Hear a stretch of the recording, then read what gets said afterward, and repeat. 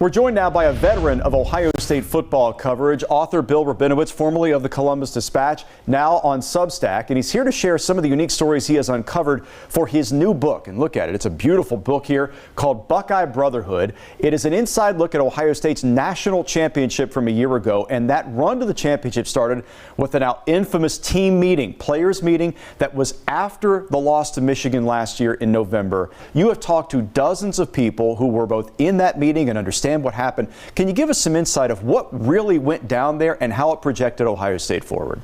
Yeah, this was 3 days after the Ohio State loss to Michigan, which nobody saw coming, just inexplicable, inexcusable. Players didn't leave their apartments. It was one of those things. So it was just Ryan Day in the team meeting room where they do the press conferences.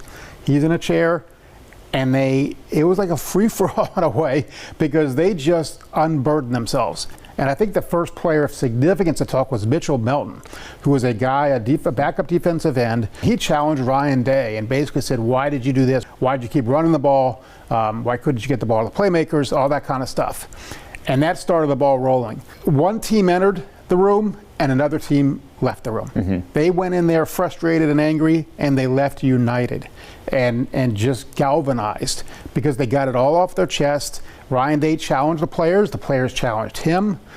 Then after Ryan Day left, the players kept talking for a few more minutes, and then G. Scott Jr. led a team prayer, and player after player told me that players were crying after this meeting. They just knew that something had changed. You mentioned that some players didn't leave their apartments after that Michigan game. There's a couple players in particular who kind of wore the brunt of that loss in particular. Yeah, I mean, one was the kicker, Jaden Fielding, who missed 2 field goals, I think 34 and 38 yards, I think it was. He needed basically a police escort to go to class the next week. That's how tough it was for him. When he got to his apartment after the game, he was confronted by angry fans, probably who lost money on the game. That's another element to all this, is the bettors. I mean, some players, a lot of their parents were at their apartments when they got home from the game, and they didn't talk. They just didn't, they were like catatonic. They were so distraught from that loss. It will be released October 21st, but you can order in advance right now? Yes, you can, Amazon, local bookstores. Yeah. Bill Rabinowitz, as always, great work. Great working with you for about 2 decades on the Buckeye beat, and appreciate your time today. Well, thank you for having me, Jared. Yeah.